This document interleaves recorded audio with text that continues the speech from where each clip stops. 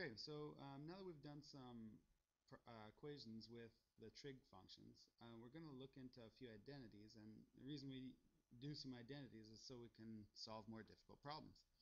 So it all kind of stems from our unit circle and realizing that when we see sine, that's really the height of our unit circle, our triangle in our unit circle, and when we see cos, it's the x in from our unit circle. So sine is y, cos is x, which would make tan, I guess. Tan is opposite over adjacent, so I'm going to go y over x there. And then the reciprocal functions, cosecant is just going to be 1 over y. Secant is going to be 1 over x. And cotangent is going to be the reciprocal of tan, which is x over y. So when we go to do the equation of a circle here, okay, really what we're trying to find is what's the equation for any point on this circle. So that would mean the distance from the center to the outside. But we can see here, if we use our Pythagorean theorem, because we've got a right triangle in here, right? If we use our Pythagorean theorem, I can see that x squared plus y squared is always going to give me this distance.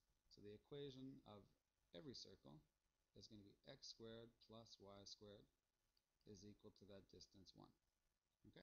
So all we're going to do now is translate these into our trig functions. So our reciprocal identities, cosecant is going to be 1 over sine theta is equal to cosecant theta. Our secant theta is going to equal 1 over cos theta. And tan, or cotangent, it's kind of got 2, right? It's going to be 1 over tan theta, but it also has a separate one because we know that tan theta is the same as y over x, which is sine theta over cos theta. And cotangent of theta, if it's the reciprocal of tan, I guess we can write it as cos theta over sine theta, as well as our 1 over tan, which we had over here. Okay, so let's move on here to, here's some another nice little, these just little tricks to put in your toolbox that when you get to the equations we can do this. So it says these single term identities can be squared to form new identities. So if we square both sides of our equation, and because it's an equation, as long as I do one thing to one side and the same to the others, we're still okay. We can say that tan squared theta is equal to sine squared theta over cos squared theta.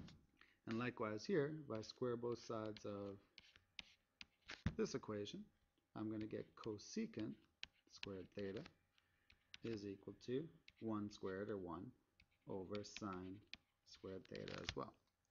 So we're just building these identities so that when we see them in one form in an equation, we can substitute them with the other to maybe make the equation a little easier to solve.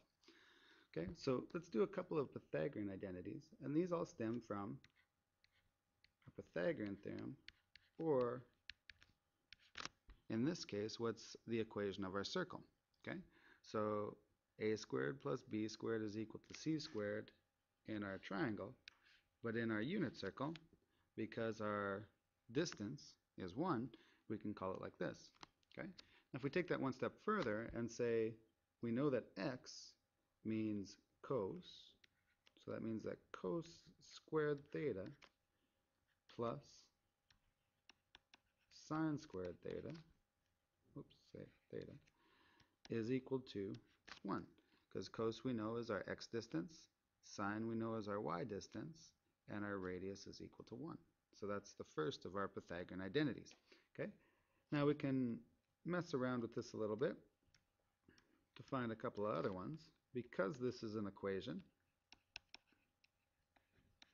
we can go ahead and do a couple of fancy things here. Let's say that we do and divide both sides of this equation by sine squared theta.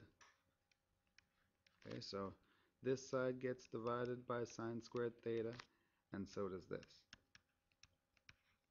Okay, what identity comes out of that? Well, cos squared over sine squared, we already know is cotangent squared theta. Okay, and sine squared theta over sine squared theta is just 1. And that's all going to equal 1 over sine squared theta, which we know is cosecant squared theta. Okay? So it looks like we've got a nice little identity right there that we can use. Okay? Same thing, we'll do another one. Cos squared theta plus sine squared theta is equal to 1. Okay? Oops. Okay? And we're going to divide that by, this time, cos squared theta. So both sides of the equation get divided by cos squared theta, and that's going to give us another identity. So cos squared over cos squared gives us 1, and sine squared over cos squared gives us tan squared theta, and that's all equal to secant squared theta. So we've got 3 identities that we can derive really easily by just thinking of the Pythagorean theorem and the equation of our circle. Okay, so let's go and use these a little bit here, and just to get an idea of oh, no, that's first. So we can write these in any form we want to use them in our equations. So for example, if we see sine squared theta, it means the same as 1 minus cos squared theta. And I guess here, if we wanted to, we could isolate tan squared theta and have that equal secant squared theta minus 1. And here, I guess we could do the same thing with cotangent squared theta, right? That would equal cosecant squared theta minus 1. So we're just using the rules that we know, the simple rules that we know from solving an equation, to rearrange these and get different identities. All right, so basically we've got 8 neat little identities here that we can use in our equation. So cosecant is going to equal 1 over sine theta. Secant is going to be 1 over cos theta. Cotangent is going to be 1 over tan theta. Tangent, we know, is sine theta over cos theta. And cotangent, we can write it also as another reciprocal identity. Yeah, sorry about that little break there, but Maggie had to come in and ask a question, so yeah. Anyway, what were we saying here? Yeah, cotangent theta, we can write that 2 ways. Okay, we can write it as its reciprocal identity, or as cos theta over sine theta as well. And then our basic Pythagorean identities went cos squared theta plus sine squared theta is equal to 1. We had secant squared theta is equal to 1 plus tan squared theta. And we had cosecant squared theta is equal to 1 plus cotangent squared theta. Okay? So let's start monkeying around with these a little bit, and we'll try and rewrite a couple of these expressions. Okay? So here we go.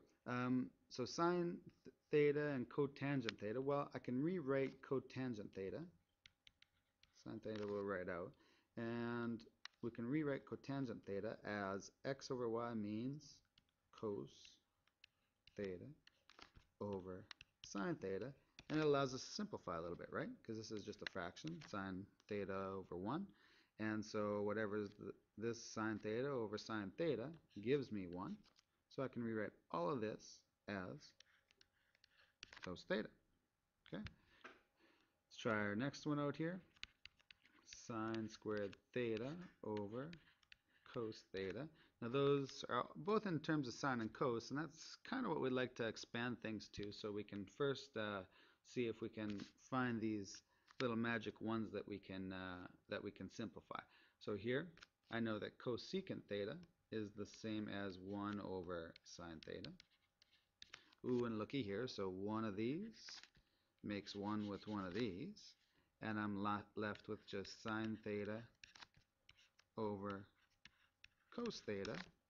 And we can take that one step further, and from our identities there we know that that's equal to tan theta. So we simplify this mess into tan theta, and we're going to use these ideas to make things a little easier when we get to our equations. Okay, and it's going to be one of those things where the more of these that you do, the easier they're going to seem, because you're just going to start to get more familiar with the identities and what you can put where. So instantly when I see this one, I see 1 minus cos squared x, which I know that I can change to sine squared x from our Pythagorean identity, right? Okay, and cosecant squared x, I know I can write as 1 over sine squared x, or x, I guess, I'm putting x instead of theta. So this whole thing, sine squared x, here, over 1 times 1 over sine squared x, that whole thing is equal to 1. Right? And a lot of the algebraic properties that you already know, like simple algebra rules you already know, apply to these. So here, when it says multiply, I don't really see any identities that are going to help me out here.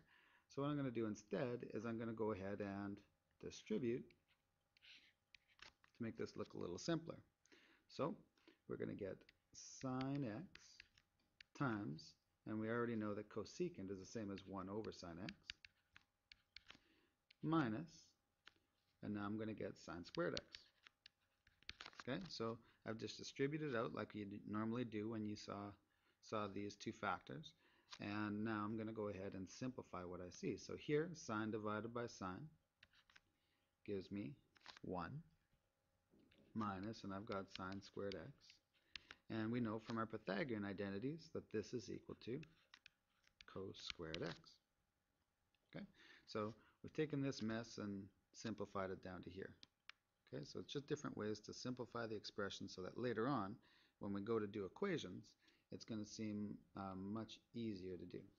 So let's work on a couple here that are a little trickier, I guess. Okay, so this one, I'm going to start working at the squared here. We know that cotangent squared theta, that Pythagorean identity, we can manipulate to write that as cosecant squared theta minus 1, and then I'm just going to write the same here for these. 1 plus cosecant squared theta, and then plus, and sine theta times cosecant theta we know to be 1. Okay?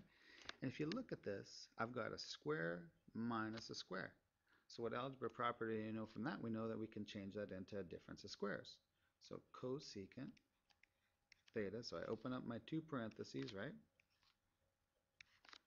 Difference of squares, I'm going to have a plus and a minus, and I take the square root of cosecant squared, gives me cosecant, so that can go in the front of both of these, and the square root of 1 is simply 1. So this top part here, I've simplified by factoring as a difference of squares. And look at what nice thing happens here. Okay, this denominator is going to cancel out with this. My plus 1 is just going to stay here, right? And so what I'm left with here is cosecant theta plus 1 minus 1 is going to give me just cosecant theta. Okay? So that kind of brings a little bit of factoring into the mix. So let's try this last one real quick here. So we're going to FOIL this out. Okay, just like we always do. So I'm going to get sine squared theta minus, do the outsides, gives me sine theta. Do the insides, gives me, oh sorry, outside should give me plus sine theta. Inside should give me minus sine theta. And on the outside, I'm going to end up with minus 1. So plus sine theta minus sine theta, I can subtract those. That gives me 0. And I'm left with sine squared theta minus 1, which we know is equal to, from our Pythagorean identity, cos squared theta. There's a look at starting some of those identities. We'll do a few more tougher ones in the next video.